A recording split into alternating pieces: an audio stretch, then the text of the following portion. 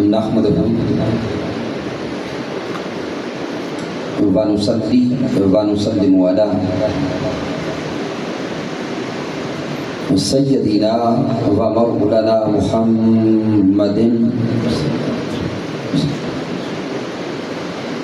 نبي الأمين المكين الكريم الرؤوف الرحيم. أما بعد أعوذ بالله من الشيطان الرجيم. بسم الله الرحمن الرحيم. قال الله تبارك وتعالى في القرآن المجيد: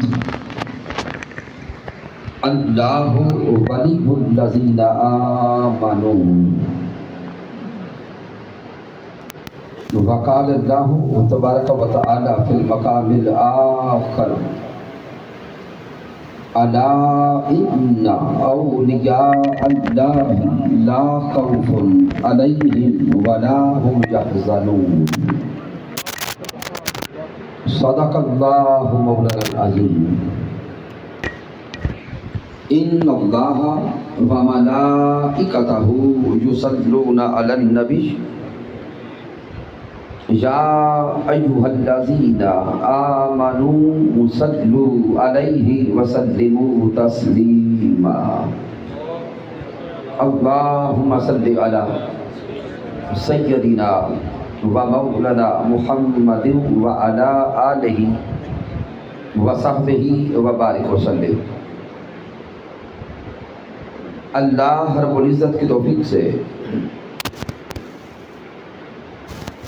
اور تاجدار کائنات صلی اللہ علیہ وآلہ وسلم کے نعل پاک کے تصدق سے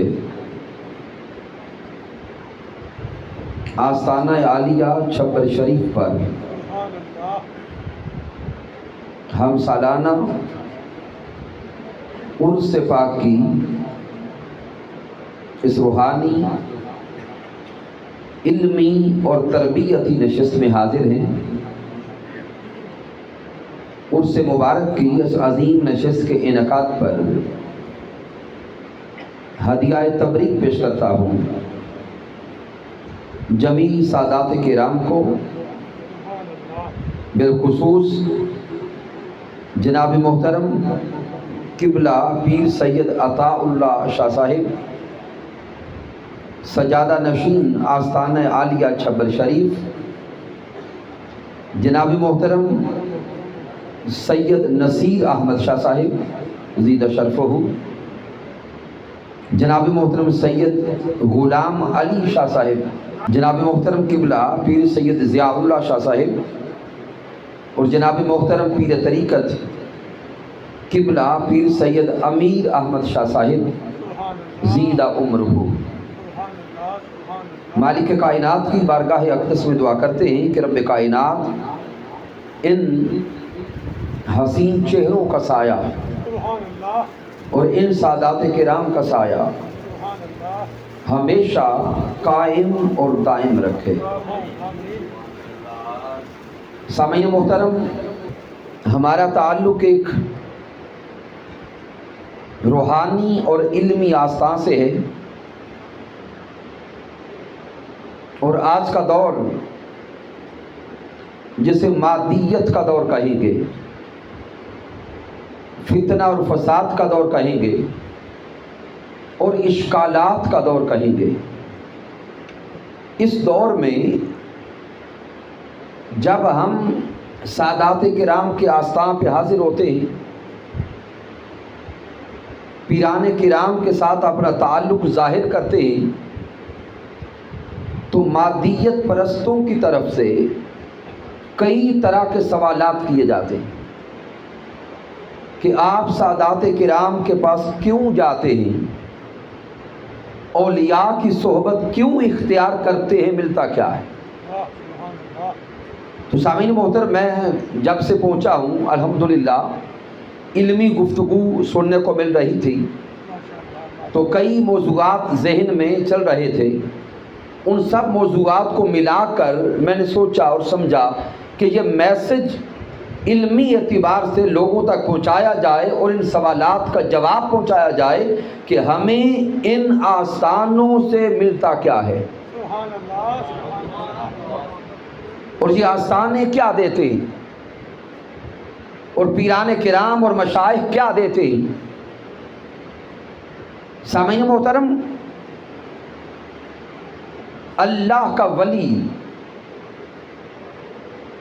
جو اللہ کا ولی ہوتا ہے، اگر اس کی صحبت میں جائیں تو اللہ کا ولی راہ تصوف دیتا ہے، اللہ کا ولی راہ سلوک دیتا ہے۔ اور آج میں کوشش کروں گا کہ لفظ تصوف آپ کے ذہنوں تک پہنچا سکوں۔ وہ جو سوالات اور اعتراضات کرتے ہیں، ایک اعتبار سے وہ بھی درست ہیں۔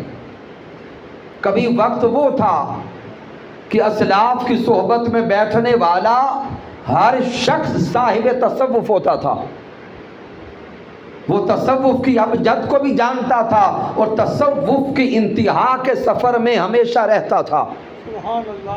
لیکن جو ہی مادیت غالب آ گئی، اب یہ لفظ تصوف بھی خال خال مقامات سے سننے کو ملتا ہے۔ راہ سلوک کی منازل کیا ہیں؟ وہ کم بارگاہیں ہیں جن بارگاہوں سے راہ سلوک کی خبر ملتی ہے۔ یہی سبب ہے کہ اعتراض کرنے والے غالب آتے گئے۔ تو سامعین محترم، غور کریں لفظ تصوف پر۔ حضور غوث الاعظم حضرت شیخ عبد القادر جیلانی رضی اللہ تعالی عنہ نے لفظ تصوف کو جو سمجھانے کی کوشش کی ہے، حضور غوث الاعظم نے اسی لفظ تصوف کے اندر پورے کے پورے دین کو سمجھا دیا۔ کیونکہ بعض احباب سادہ ہیں، اس لیے میں تصوف کی لغوی ابحاث کی طرف نہیں جاتا۔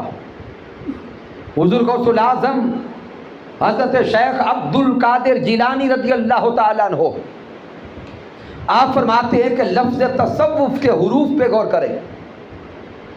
لفظ تصوف کا ہر حرف اپنا ایک ایک روحانی پیغام دے رہا ہے۔ لفظ تصوف کا پہلا حرف ہے تا، دوسرا حرف صاد، تیسرا حرف واو اور چوتھا حرف فا۔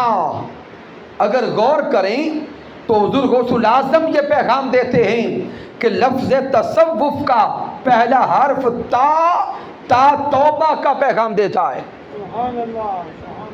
اور یہ اصلاً پیغام اللہ کا ولی دے رہا ہے کہ اے میری بارگاہ میں آنے والوں اور میری صحبت میں بیٹھنے والوں، میری صحبت میں آنے کا سب سے پہلا فائدہ یہ ہوگا کہ تم گناہوں سے تائب ہو کے رب کے راستے کے مسافر بن جاؤ۔ اللہ والوں کی صحبت انسان کو رب کی محبت دیتی ہے۔ اللہ والوں کی صحبت انسان کو اللہ کی محبت دیتی ہے۔ اللہ والوں کی صحبت انسان کو اللہ کی معرفت دیتی ہے۔ اللہ والوں کی صحبت انسان کو اللہ کا قرب دیتی ہے۔ جو اللہ کا ولی ہوتا ہے اس کی صحبت میں بیٹھیں تو ہمیشہ رب کی بات ہوتی ہے، کبھی اس مولا کی خشیت کی بات ہوگی، کبھی زہد و ورع کی بات ہوگی، کبھی محبت و عشق کی بات ہوگی۔ تو حضور غوث الاعظم رضی اللہ تعالی عنہ فرماتے ہیں کہ لفظ تصوف کا پہلا حرف تا یہ بول بول کے کہتا ہے، ارے بندے گناہوں کو چھوڑ، توبہ کر کے رب کی محبت کا مسافر بن جا۔ پھر حضور غوث الاعظم نے فرمایا کہ دوسرا حرف صاد، صاد سے مراد صفائے قلب، صاد سے مراد صفائے سر، یعنی جو حرف صاد ہے، صاد سے مراد صفا ہے، یعنی ظاہری سمجھاؤں، آسانی کے ساتھ سمجھاؤں تو صفائی کرنا۔ کس کی صفائی؟ ظاہری جسم کو بھی صاف کرنا، پھر قلب کو بھی صاف کرنا، پھر باطن کو بھی صاف کرنا، پھر مقام سیر کو بھی صاف کرنا. تو جو اللہ کے ولی کی صحبت میں آتا ہے، اللہ کا ولی اس کے ظاہر کو بھی صاف کر دیتا ہے اور اس کے باطن کو بھی صاف کر دیتا ہے.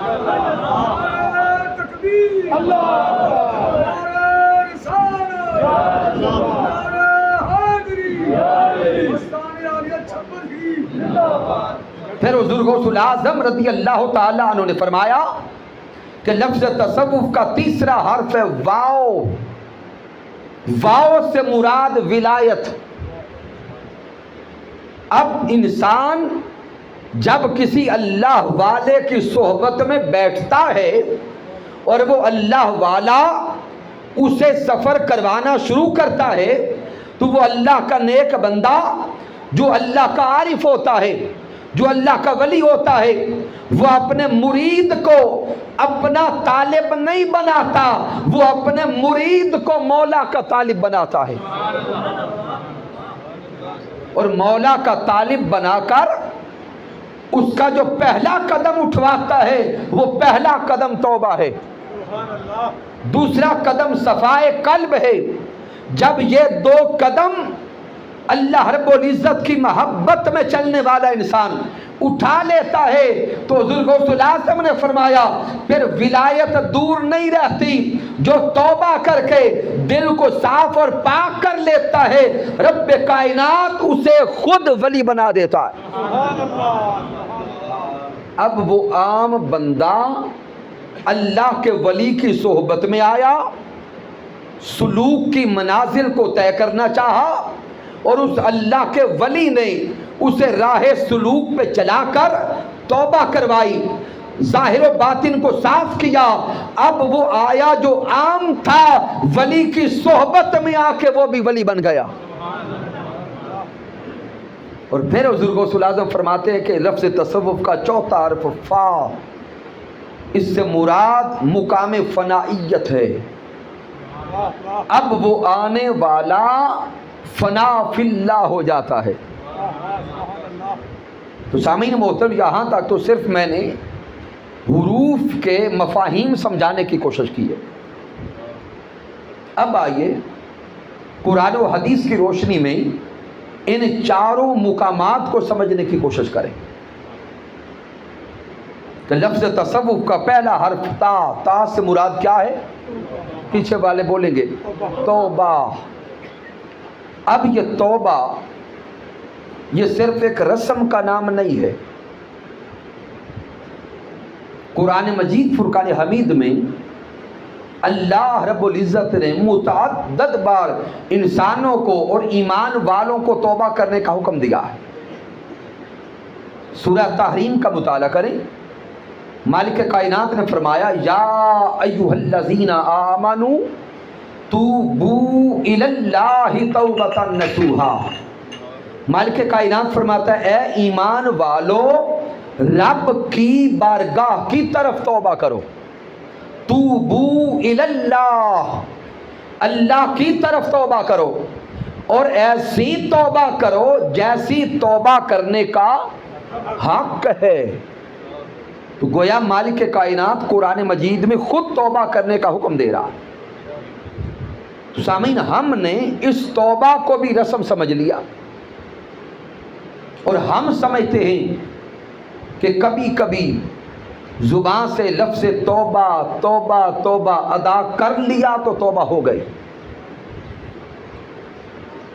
کبھی کوئی ایکسیڈنٹ دیکھا، کوئی مشکل وقت آ گیا، پریشانی آ گئی تو پریشانی میں تسبیح پکڑ کے 1000 بار لفظ توبہ کا وظیفہ کر لیا تو سمجھے کہ توبہ ہو گئی. تو سامعین یاد رکھ لیں توبہ اور استغفار کا وظیفہ کرنا چاہیے، اس کا اجر ہے، اس کا ثواب ہے، جائز ہے. لیکن یاد رکھ لیں حقیقت توبہ صرف وظیفہ کا نام نہیں ہے. اب یہ ہمیں وہ اللہ کا ولی بتاتا ہے، حضور غوث الاعظم بتاتے ہیں، ہمارے رہنما بتاتے ہیں، ہمارے مرشد بتاتے ہیں کہ توبہ صرف زبان کے قال کا نام نہیں ہے، توبہ تو من کے حال کا نام ہے. توبہ صرف زبان سے لفظ توبہ کہہ دینے کا نام نہیں، توبہ اپنے حال کے بدلنے کا نام، توبہ کردار کے بدلنے کا نام، توبہ احوال کے بدلنے کا نام، توبہ افکار کے بدلنے کا نام۔ ایسا انسان جس نے اپنی زبان سے تو 1,00,000 بار توبہ کہا لیکن من کی حالت نہ بدلی، ذہن نہ بدلا، افکار نہ بدلے، تو وہ 1,00,000 بار لفظ توبہ زبان سے ادا کر کے بھی تائب نہ بن سکا۔ لیکن دوسری طرف اگر کسی پہ اللہ کا خوف طاری ہو گیا، اللہ کی خشیت طاری ہو گئی، اللہ کے ڈر سے رونگٹے کھڑے ہو گئے، جسم پہ کپ کپی طاری ہو گئی، اور کوئی انسان اللہ کے خوف سے رو پڑا اور اس کی آنکھوں سے آنسو کا ایک قطرہ بہہ گیا، تو سمجھے توبہ نصیب ہو گئی۔ یہ اللہ کا ولی راستہ بتاتا ہے، اے انسان راہ سلوک و تصوف کی طرف آ، اور پہلا قدم توبہ ہے، اور توبہ یوں کر کہ جس توبہ سے تیرا مولا راضی ہو جائے۔ توبۃ نصوحا، توبہ من کی حالت کے بدلنے کا نام ہے، توبہ افکار کے بدلنے کا نام ہے۔ آقا علیہ الصلوۃ والسلام کی بارگاہ میں سوال کیا گیا، حضور آپ فرمائیے توبہ کیا ہے؟ تو میرے آقا علیہ الصلوۃ والسلام نے ایک جامع جواب دیا۔ میرے محبوب علیہ الصلوۃ والسلام نے توبہ کی تعریف سمجھائی۔ حضور نے فرمایا الندم توبہ۔ آقا نے فرمایا کہ اے انسان، اگر تجھ سے کوئی گناہ سرزد ہو جائے اور گناہ ہو جانے پر اگر تیرا سر شرمندگی سے جھک جائے، احساس ندامت آ جائے، اللہ کا خوف طاری ہو جائے، اور اللہ کے خوف سے آنکھوں سے آنسوؤں کی لڑی جاری ہو جائے، تو سمجھو کہ توبہ نصیب ہو گئی۔ تو سامعین محترم، پتہ چلا انہی اسلاف کے در سے اور اولیاء کے در سے کہ توبہ رو رو کے اپنے مولا کو منانے کا نام ہے۔ تو سامعین، حضور شیخ الاسلام ڈاکٹر محمد طاہر القادری مدہ ذلہ والی کی کتب کا مطالعہ کریں، اور آپ کی کتاب حقیقت تصوف کو پڑھیں۔ وہاں آپ نے یہ تعبیرات بیان کی ہیں کہ توبہ کے 3 درجات ہیں۔ توبہ کے کتنے درجات ہیں؟ 3 درجات ہیں۔ پہلا درجہ ہے عوام الناس کی توبہ، دوسرا درجہ ہے خاص کی توبہ، اور تیسرا درجہ ہے اخص الخاص کی توبہ۔ اب سامعین محترم، اپنے ذہنوں کو جوڑ کے رکھیں اللہ کے ولی کے ساتھ کہ یہ سارے اسباق ملتے تھے اللہ کے اولیاء کے در سے، اسی لیے تو ہم اللہ کے ولیوں سے جڑ کے رہے۔ تو سامعین محترم، پہلا درجہ عوام الناس کی توبہ۔ آپ فرماتے ہیں کہ توبہ کا یہ مقام، یہ گناہ سے ثواب کی طرف توبہ ہے۔ یعنی انسان گناہ گار تھا، توبہ نصیب ہوئی تو اس نے ارادہ کیا کہ میں گناہ چھوڑ کر ثواب کی راہ کا مسافر بنتا ہوں۔ یہ عوام الناس کی توبہ ہے۔ دوسرے درجے کی توبہ خاص کی توبہ، یہ ثواب سے ثواب کی طرف توبہ ہے، یعنی ثواب کے نچلے درجے سے اب وہ اگلی منزلوں کی طرف سفر کر رہا ہے۔ اور اخص الخاص کی توبہ، یہ خود سے خدا کی طرف توبہ ہے۔ تو سامعین، امام زین العابدین رضی اللہ تعالیٰ عنہ کا پیغام سنیں۔ آپ سمجھاتے ہیں کہ جو پہلے درجے کی توبہ ہے، گناہ سے ثواب کی طرف توبہ، یہ جہنم کی آگ سے ڈر کے توبہ کرنا ہے۔ یعنی کبھی کوئی خطاب سنا، واعظ سنا، یا قرآن مجید کو ترجمہ کے ساتھ پڑھ لیا، آیات بینات سامنے آ گئی جن میں رب کائنات جہنم کی آگ کا ذکر کر رہا تھا، انسان پہ خوف طاری ہوا، تو یہ پہلے درجے کی توبہ جہنم کی آگ سے ڈر کے توبہ کرنا ہے. پھر خاص کی توبہ یہ جنت کی طلب میں توبہ کرنا ہے. اور تیسرے درجے کی توبہ جسے خص الخاص کی توبہ کہا گیا یہ عشاق کی توبہ ہے. اس مقام کے لوگ نہ تو جہنم کی آگ سے ڈر کے توبہ کرتے ہیں اور نہ ہی جنت کے لالچ میں توبہ کرتے ہیں. ان کی توبہ صرف اس لیے ہوتی ہے کہ مولا پردے اٹھا اور اپنا دیدار عطا فرما دے. خود سے خدا کی طرف توبہ. اللہ کا ولی اگر اس کی صحبت کو اختیار کیا جائے تو وہ اللہ کا ولی توبہ کے پہلے مرحلہ سے سفر شروع کرواتا ہے، رب کی ملاقات تک پہنچاتا ہے. تو سامعین، اختصار کے ساتھ میں نے صرف توبہ کے چند نکات سمجھانے کی کوشش کی ہے.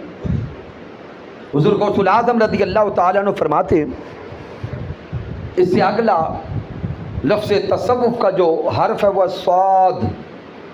صاد سے مراد ہے صفا، صفائی، پاکیزگی اور طہارت. یہاں اگر کتب کا مطالعہ کریں تو یہ راز سمجھ آتا ہے کہ اس سے مراد ظاہری نفاست اور طہارت بھی ہے، قلبی صفائی اور طہارت بھی ہے، باطنی صفائی اور طہارت بھی ہے، سری صفائی اور طہارت بھی ہے. اب جو یہ مقام آگے بڑھتا جائے گا تو اس درجہ کی طہارت نصیب ہوتی چلی جائے گی. ظاہری صفائی کیا ہے؟ سامعین غور کرے، دین اسلام بڑا نفیس دین ہے. دین اسلام اتنا خالص، ستھرا اور پاکیزہ دین ہے کہ یہ دین اسلام ہر مسلمان کو ہر روز 5 بار وضو کے ذریعے طہارت کا پیغام دیتا. بھئی ہر روز ہر مسلمان پہ کتنی نمازیں فرض ہیں؟ 5 نمازیں. گویا 5 بار دین اسلام چاہتا ہے کہ انسان وضو کرے اور پاکیزگی حاصل کرے. سامعین، غسل ہے، وضو ہے، اب وہ مسائل آپ جانتے ہیں، میں اس طرف نہیں آگے جانا چاہتا. لیکن یہ دین اسلام جو ظاہری طہارت چاہتا ہے، اس ظاہری طہارت کی ابتدا تو وضو غسل سے ہے، لیکن اس سے آگے بڑھیں گے تو دین اسلام انسان کے جمیع اعضاء کے افعال کی طہارت بھی چاہتا ہے. یعنی ایک ہے آنکھوں کو پانی سے دھو کے پاک کرنا اور صاف کرنا، آنکھوں کو پانی کے ساتھ دھو کے پاک کرنا، ستھرا کرنا، مطہر کرنا. لیکن اس سے آگے دیکھیں تو ان آنکھوں کو ہر طرح کی بد نظری سے بھی پاک کرنا چاہیے. انسان گلی میں چل رہا ہے، اسے یہ دیکھنا چاہیے کہ شریعت مطہرہ نے کون سی چیزیں دیکھنے کی اجازت دی ہے اور کون سی چیزوں کو دیکھنے سے منع کر دیا. اور یہ پیغام بھی ہمیں اللہ کے ولیوں کے در سے ملتا ہے. اولیاء کرام یہ سارے اسباق پڑھاتے ہیں. اور پرانی کتب اسلاف کا مطالعہ کریں، یہ سارے کے سارے پیغامات آپ کو صوفیاء کی کتب میں بھی ملیں گے اور یہ پیغامات آپ کو محدثین کی کتب میں بھی ملیں گے. فقہا کو پڑھیں گے، فقہا صرف غسل اور وضو تک رہیں گے. لیکن صوفیاء کو دیکھیں گے، صوفی صرف وضو کے پانی کی بات نہیں کرتا، صوفی آپ کی آنکھوں کی طہارت کی بات بھی کرتا ہے، صوفی سماعت کی طہارت کی بات بھی کرتا ہے، صوفی آپ کے افعال کی طہارت کی بات بھی کرتا ہے.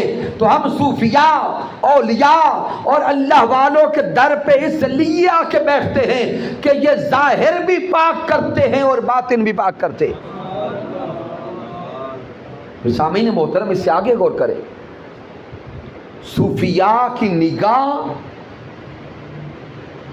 قلوب پر ہوتی ہے، اللہ کے ولی کی نگاہ اپنے مرید کے دل پہ ہوتی ہے، اور مرید کے دل میں کیا ہے، وہ پیر، وہ سچا اللہ کا ولی اسے جان کر اس اپنے مرید کے دل سے دنیا کی طلب کو نکال کے رب کی محبت رکھ دیتا ہے،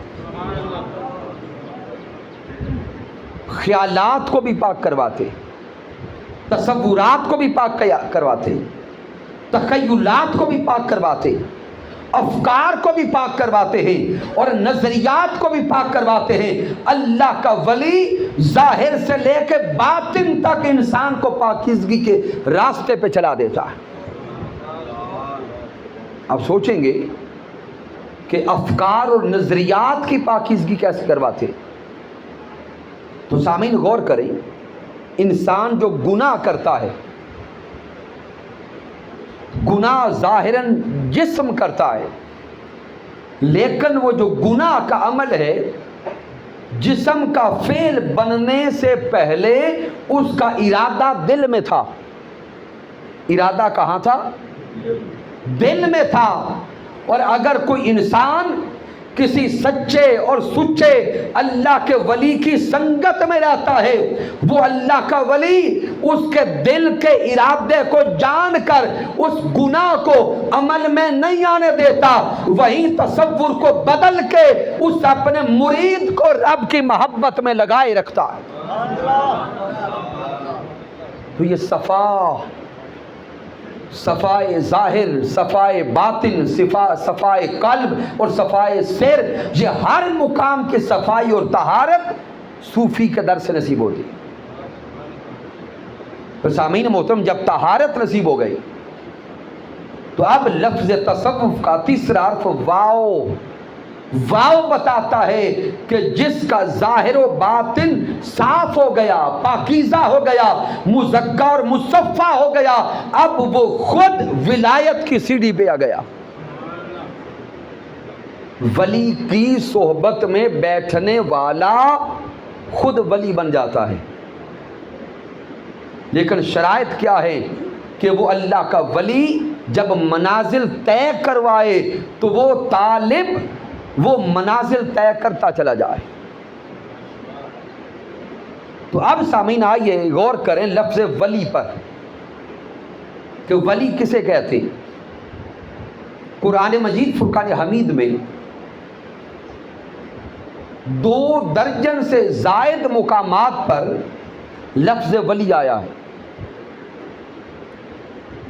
اب ولی کسے کہتے ہیں، اس پہ اگر غور کریں تو سامعین محترم، لفظ ولی کا معروف معنی ہے دوست ہونا، ہر کوئی جانتا ہے، لیکن لفظ ولی کے 2 بڑے لطیف معانی جن کی طرف آج آپ کی توجہ کروا کے بات کو آخری حصے میں لے جائیں گے۔ لفظ ولی کے معانی پہ اگر غور کریں تو اللہ کا ولی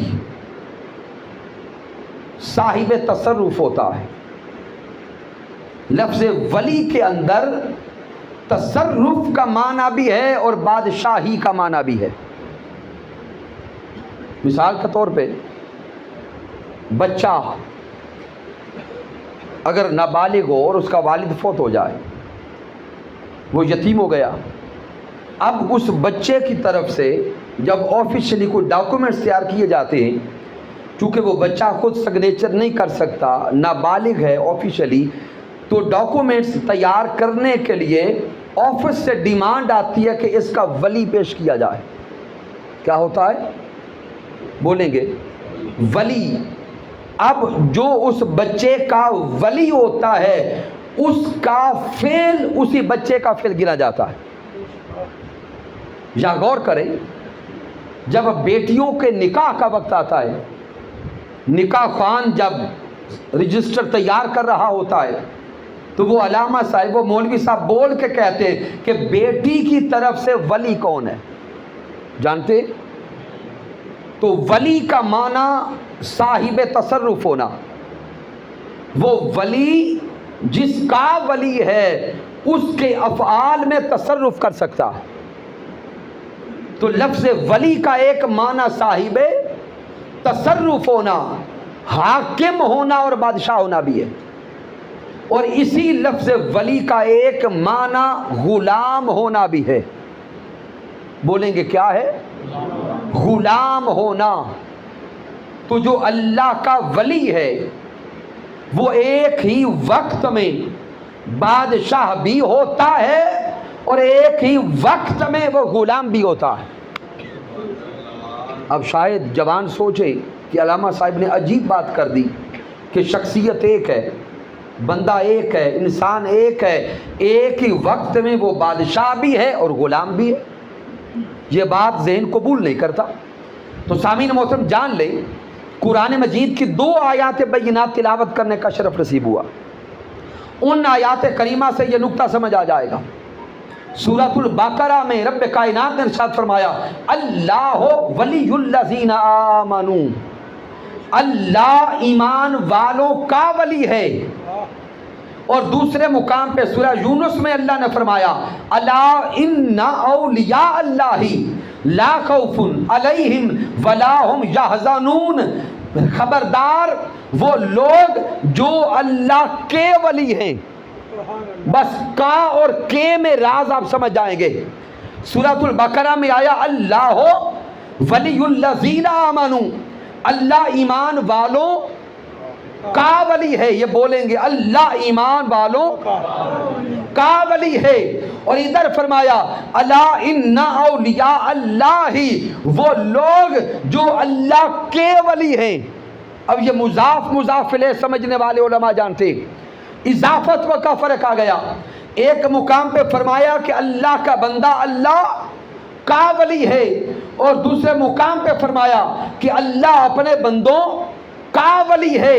اب یہاں سے معنویت کا فرق پیدا ہوگا۔ جس مقام پہ بندہ اللہ کا ولی ہوتا ہے وہ بندہ رب کی بارگاہ میں درجہ غلامی پہ ہوتا ہے۔ وہ بندہ اللہ کی بارگاہ میں درجہ غلامی پہ ہوتا ہے، اللہ کا بندہ ہوتا ہے، اللہ کے در کا غلام ہوتا ہے۔ اور جو انسان کسی در کا غلام ہوتا ہے وہ اس در پہ جا کے اپنی مرضی نہیں کرتا۔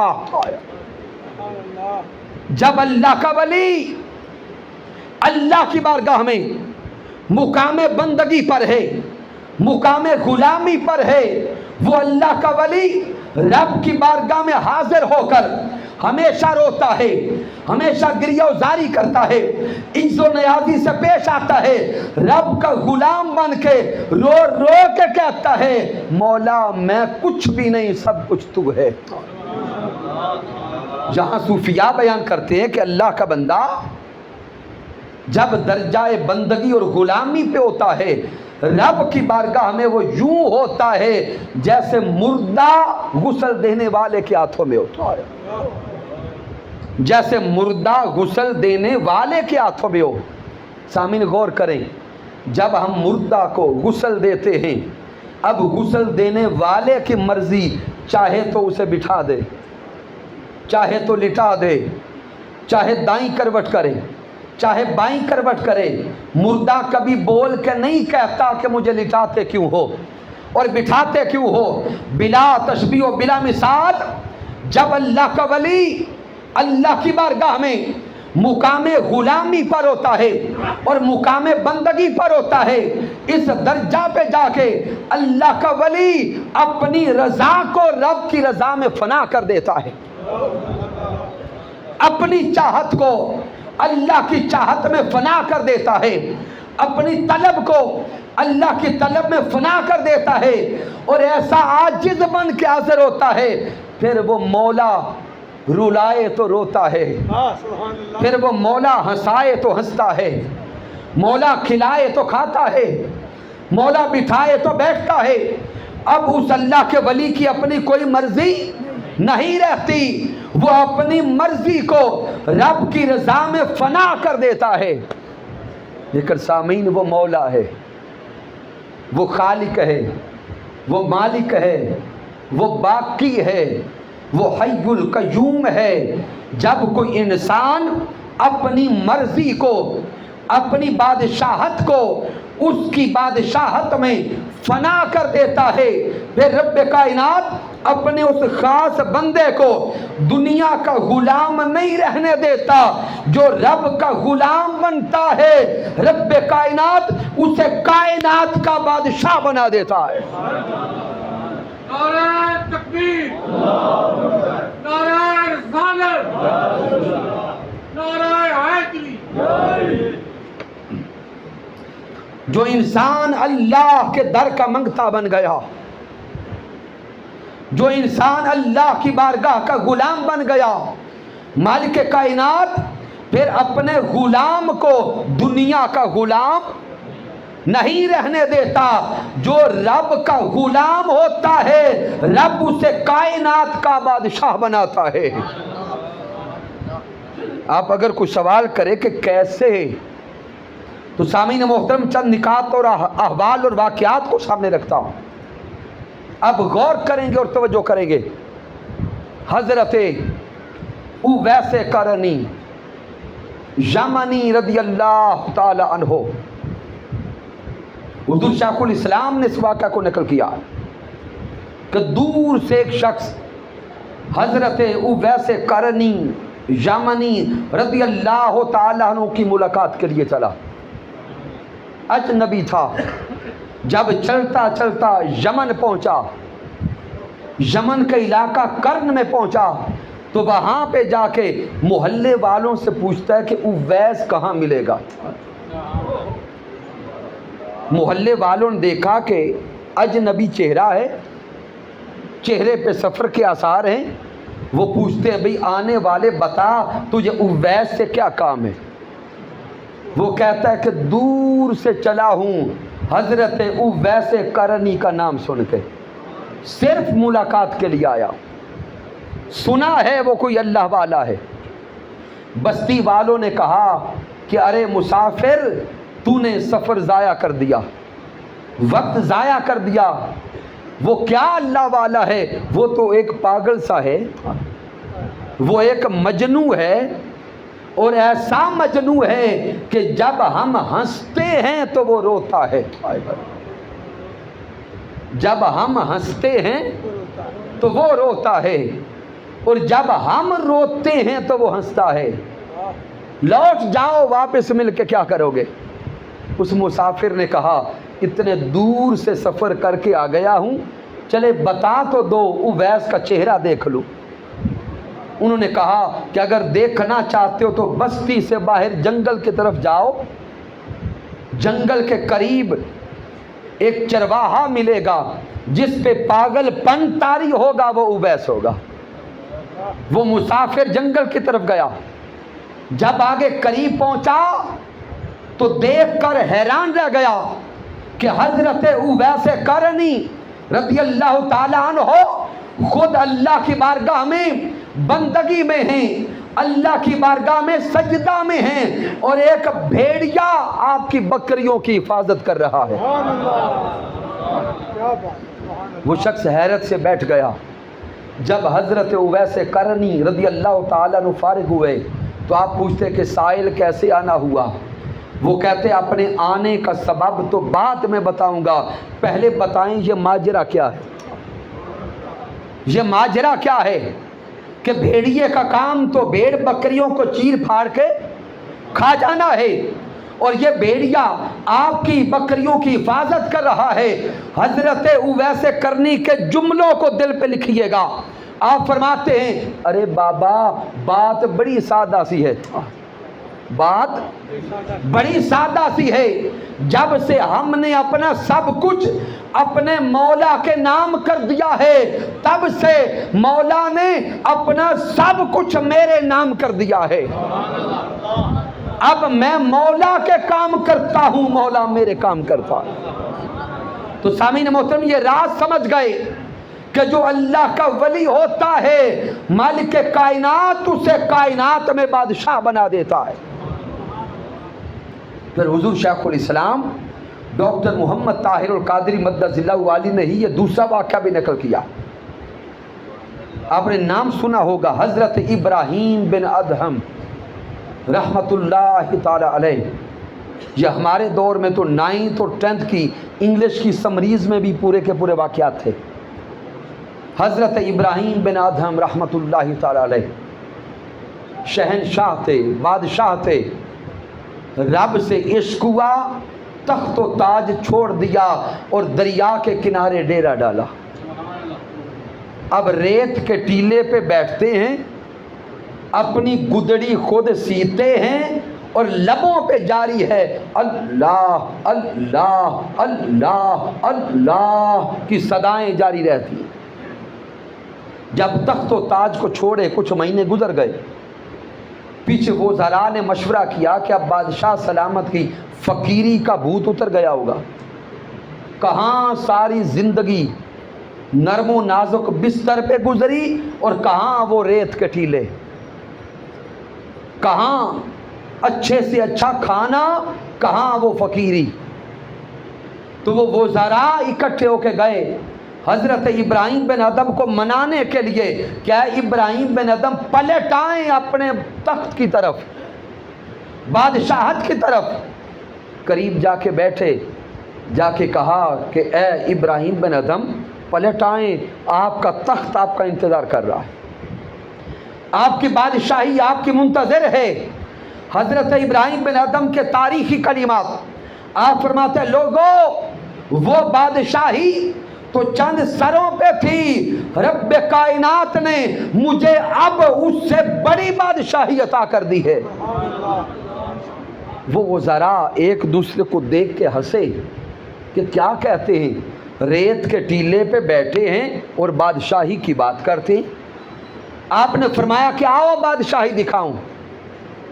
آپ کے ہاتھوں میں سوئی تھی جس سے گدڑی سی رہے تھے، وہ سوئی دریا میں پھینکی اور دریا کی مچھلیوں کو حکم دیا کہ مچھلیوں میری سوئی واپس لاؤ. بس حکم دینے کی دیر تھی کہ سینکڑوں مچھلیاں سونے کی سوئیاں منہ میں لے کر زیر آب تھیں.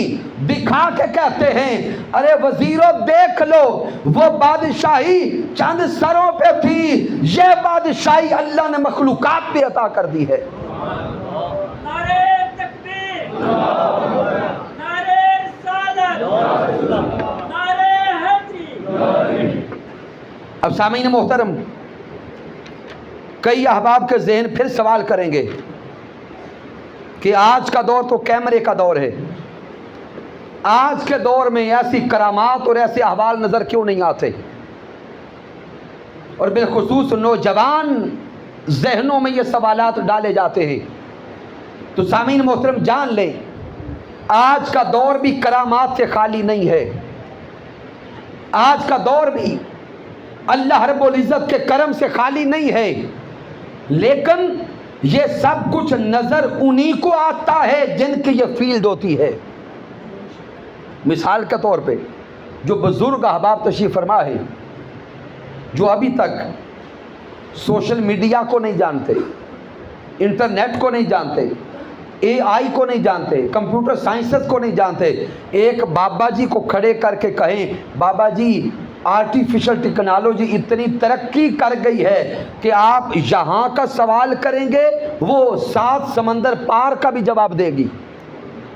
تو بابا جی کہیں گے پترا جھوٹ مار دیں، مینو تو نظر نہیں آندا. پھر بابا جی کو کہیں بابا جی ہم یہاں پہ بیٹھ کے بات کرتے ہیں، ٹیلی فون پر 7 سمندر پار بیٹھا ہمارا بھائی ہم سے کلام کرتا ہے.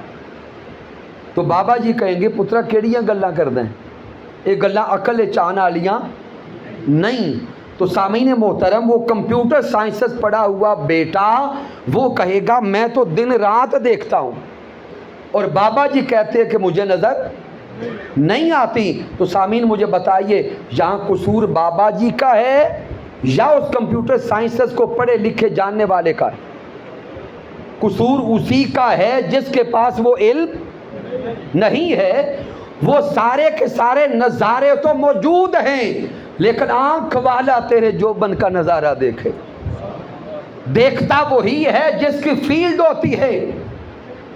اس سے آگے بات کریں، ایک ہی کمرے میں 5-7 کمپیوٹر پڑے، ایک بیٹے نے کمپیوٹر پہ کچھ اور لگایا ہے، دوسرے نے کچھ اور لگایا ہے، تیسرے نے کچھ اور لگایا ہے۔ اب وہ ہر بندہ بات کرتا ہے کہ اس وقت دنیا میں یہ دیکھا جا رہا ہے، دوسرا کہتا ہے نہیں یہ دیکھا جا رہا ہے، تیسرا کہتا ہے نہیں یہ دیکھا جا رہا ہے۔ اب سامعین مجھے بتائیے کیا تینوں غلط ہیں یا تینوں درست ہیں؟ بولیں گے تینوں درست ہیں۔ کیوں؟ جو کچھ دیکھ رہا ہے وہ وہی بولی بولتا ہے کہ یہ دیکھا جا رہا ہے، لیکن جسے وہ کچھ نظر نہیں آ رہا وہ اس کا انکار کرے گا۔ بلا تشبیہ و بلا مثال، جس طرح کمپیوٹر سائنسز ایک باقاعدہ فیلڈ ہے، اسی طرح تصوف بھی ایک فیلڈ ہے، سلوک بھی ایک فیلڈ ہے، اس راہ کے منازل بھی ایک فیلڈ ہیں۔ وہ انسان جو کمپیوٹر کی سکرین کے سامنے بیٹھ کر اگر کہتا ہے کہ مجھے 7 سمندر پار کچھ نظر آ رہا ہے، اس تصوف کی فیلڈ والا بندہ پچھلی رات مصلی کی پیٹھ پہ بیٹھ کر یہ بھی کہتا ہے کہ مجھے رسول اللہ کا جلوہ دکھائی دے رہا ہے،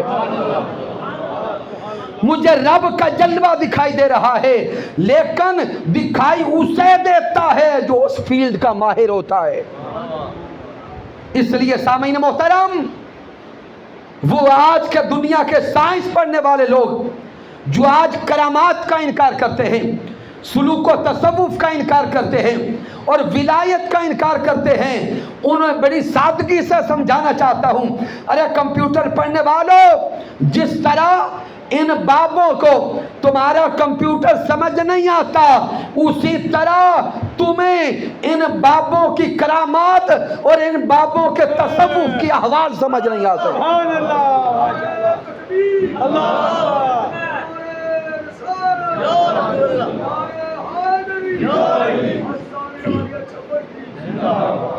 اس لیے اگر جس نے کمپیوٹر نہیں پڑھا اسے تانا دیتے ہو کہ تو کمپیوٹر کو نہیں جانتا اس لیے تمہیں نظر نہیں آتا، تو ہم تجھے جواب دیتے ہیں کہ تو نے نہ ولایت کو پڑھا، نہ تصوف کو پڑھا، نہ کرامات کو پڑھا، نہ معجزات کو پڑھا، نہ احوال کو پڑھا، نہ افکار کو پڑھا، نہ تو نے قرآن و حدیث کے ابجد کو پڑھا ہے، نہ قرآن کے بالغ امور کو پڑھا ہے۔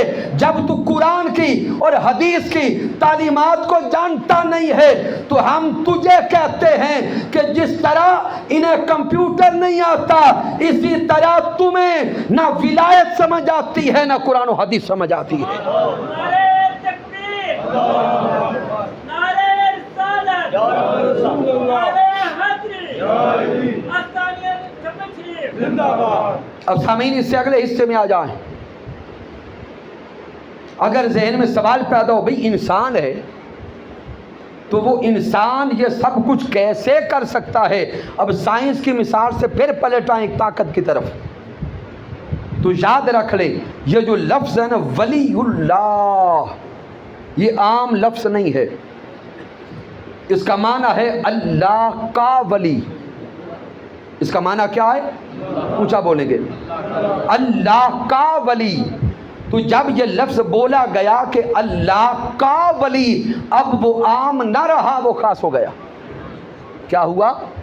خاص ہو گیا، اور اتنا خاص ہو گیا اب اس بندے کی شکل و صورت تو اپنی ہے لیکن اس بندے میں فراست مولا کی ہے، اس بندے میں طاقت اللہ کی ہے۔ اور کوئی کہے کہ دلیل کیا ہے؟ تو دلیل سامعین محترم صحیح بخاری سے دینے لگا، مشہور حدیث مبارکہ ہے۔ اس حدیث پاک کو امام بخاری صحیح بخاری میں لائے، امام ابن حبان لائے، امام بہقی لائے، اور کثیر روایات اور رجال سے یہ حدیث مبارکہ ثابت ہے۔ راوی حضرت ابو ہریرہ رضی اللہ تعالی عنہ ہے، قال رسول اللہ صلی اللہ علیہ وآلہ وسلم کہ پیارے آقا علیہ الصلوۃ والسلام نے ارشاد فرمایا، ان اللہ قال، کہ رب کائنات فرماتا ہے، گویا حدیث قدسی ہو گئی۔ اللہ ارشاد فرماتا ہے کیا؟ من عاد لی ولیا فقد آذنتہ بالحرب۔ رب کائنات فرماتا ہے کہ جو ظالم میرے اولیاء سے دشمنی کرتا ہے، اس کا جواب وہ میرے ولی نہیں دیتے۔ جو ولی سے دشمنی کرتا ہے رب فرماتا ہے میں اس سے دشمنی کرتا ہوں۔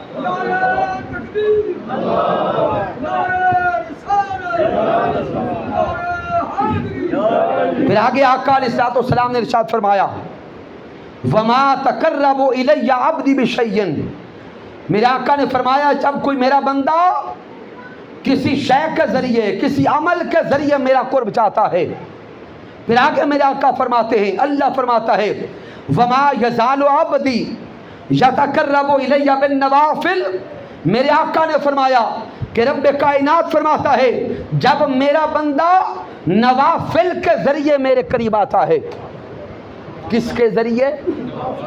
نوافل کے ذریعے میرے قریب آتا ہے، تو سامعین غور کریں، فرض پورے ہوں تب نفل کی باری آتی ہے۔ اللہ کا ولی وہ ہوتا ہے جو فرائض پہ کبھی کمپرومائز نہیں کرتا۔ اللہ کا ولی وہ ہوتا ہے جس کے فرائض مکمل ہوتے ہیں۔ آج کا یہ دور ہر اعتبار سے زوال کا دور ہے۔ اس دور میں بعض نام نہاد ظاہری لبادہ اوڑھنے والوں نے صوفیاء کا لباس تو پہن لیا، اللہ والوں کا لباس تو پہن لیا، لیکن وہ حقیقتاً صوفی نہ تھے۔ ان ظالموں نے نمازیں بھی چھوڑ دی، روزے بھی چھوڑ دیے، حج و زکوٰۃ بھی چھوڑ دیا، سارے فرائض چھوڑتے گئے، لیکن بدنام معاذ اللہ ان خالص اللہ کے ولیوں کو کرتے گئے جن ولیوں نے ساری زندگی اللہ کے محبت و عشق میں گزاری تھی۔ آج سامعین محترم اس ملک میں پھر کے دیکھ لیں، کم آستانے آپ کو ایسے ملیں گے جن آستانوں پر شریعت مطہرہ کی حدود کا خیال رکھا جا رہا۔ کم بارگاہیں ایسی ملیں گی جن بارگاہوں میں قال اللہ و قال رسول کا پیغام بلند ہو رہا ہے۔